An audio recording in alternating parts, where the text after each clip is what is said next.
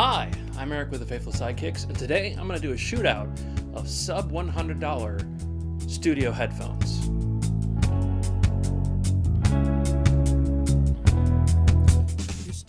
So first thing I want to talk about headphone design. There's generally two types of headphones used in studios, closed back and open back. There's also more recently semi-open, and we'll talk about that in a second.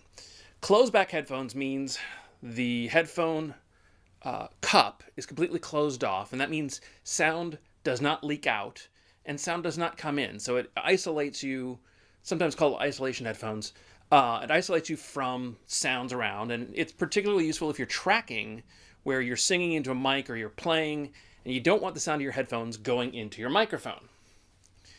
The drawbacks of closed back is they make an air seal. They can be more sound directed to your ear. You can hit ear fatigue faster, and you can get ear sweat. It heats up.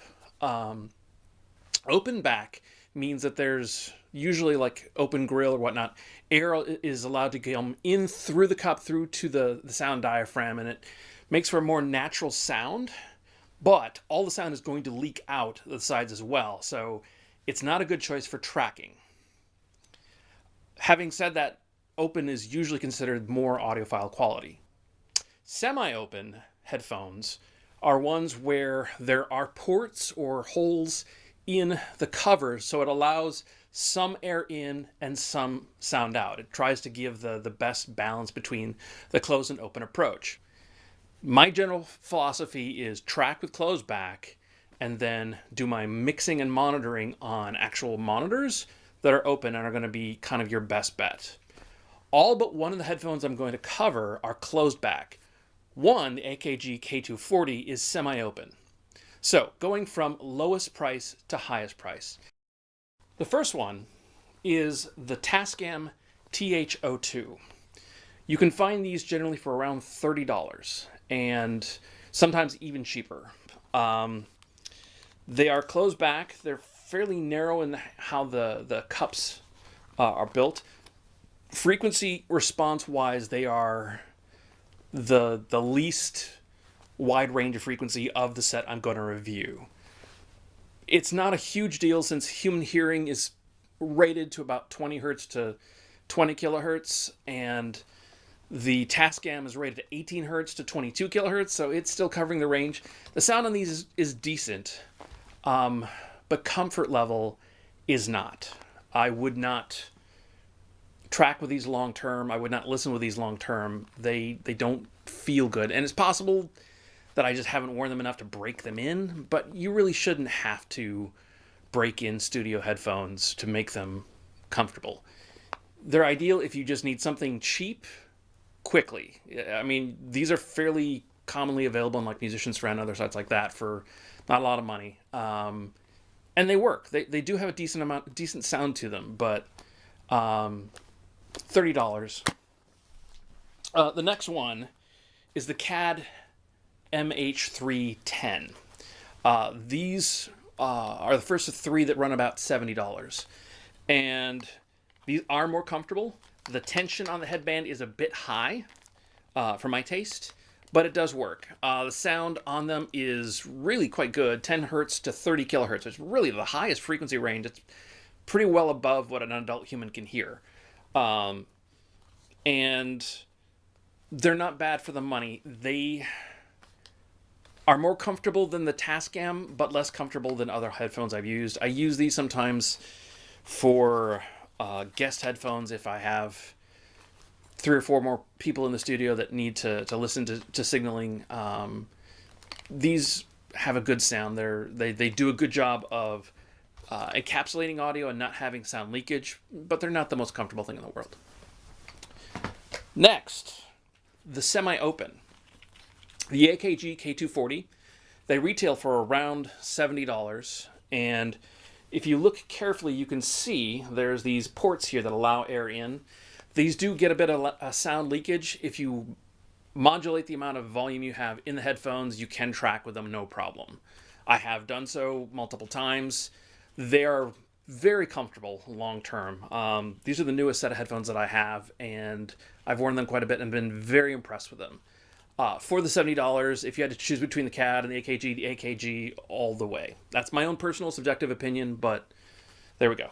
One of the nice things about these, the cups can be replaced, and the cable is actually detachable, which is usually a feature you don't find in sub $100 headphones. The next one up, the Audio Technica ATH-M30. These are also around $70. Technically, the original M30s were around $100, and I believe they've been replaced with the M30X. The M30X actually lists slightly better frequency specs than the M30s. I've had these for years.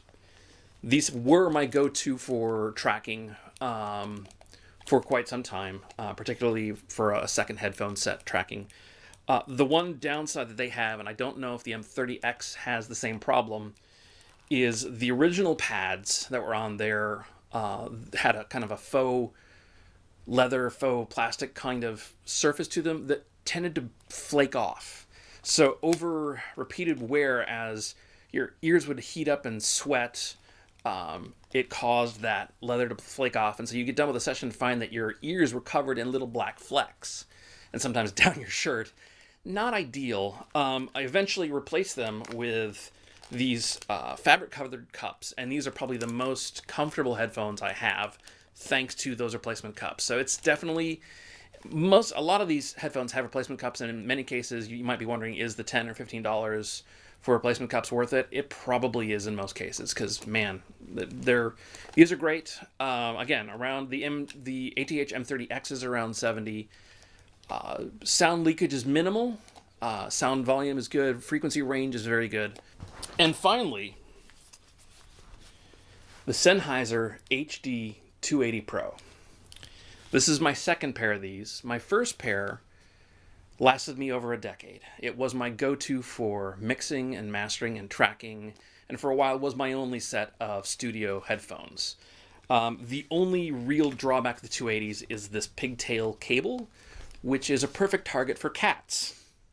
Our cat Stout used to love to attack this when I was tracking, and I would have to basically lock her out of the studio area while I was tracking, which you should do anyway. But yeah, the pigtail experience is not as good. But as far as sound quality, these are the best. As far as sound isolation, sound coming in from outside, you almost hear nothing with these compared to any of the others. And as far as sound leakage out, you basically have no sound leakage. These go down to 8 hertz, which is the lowest frequency range, and up to 25 kilohertz, which is really pretty high. I've used these for many, many, many recording, tracking, and even mixing and mastering sessions, to the point that some of the mixing and mastering, like room emulator plugins, have HD280 Pro EQ profiles for virtual mixing with headphones. These run $100 generally, which is down from when I first bought them. They were much more expensive than that. For $100, if you're looking for high level of isolation and great sound response, the HD280 Pros are fantastic. So there you go. My pick for the best $100 or under studio headphones would be the Sennheiser HD280 Pro. They have great isolation, great sound reproduction. They do tend to heat up and sweat a little bit, but they are very comfortable long term. The next pick I would suggest would be the AKG K240. The semi-open nature of them allows them to breathe. You don't have the heat. They're very comfortable to wear long term. The sound reproduction is fantastic. You do have to worry a little bit about sound leakage, but not as much as you might think.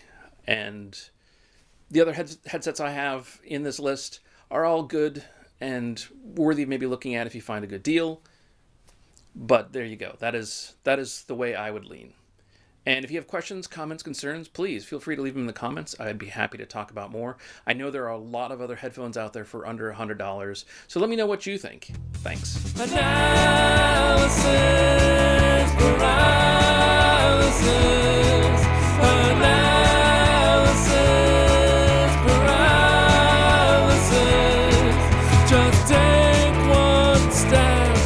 and then take one more.